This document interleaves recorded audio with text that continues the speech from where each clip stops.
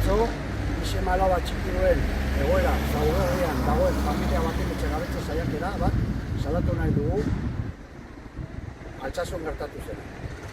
Etxebizitza Adania enpresarena da, Nafarroan, Araban eta Madrilen alokairuzko 2500 etxebizitza babestuan baino gehiago kudeatzen duen enpresa taldea.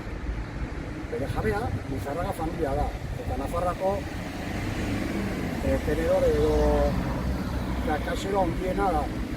Eta berak kudeatzen dute Nafarroan 524 etxebizitza. Ezin da onartu etxegabetze gehiago egitea sakan are gutxiago babestutako etxebizitzetan. Eta are gutxiago etxegabetutako familiari beste bizileku baliabiderik eskaintzen ez zaionean. Horregatik, erne egoteko deia egiten dugu, Altsasun posible da hurrengo egunetan familia gehiago egon daitezkeela egoera honetan.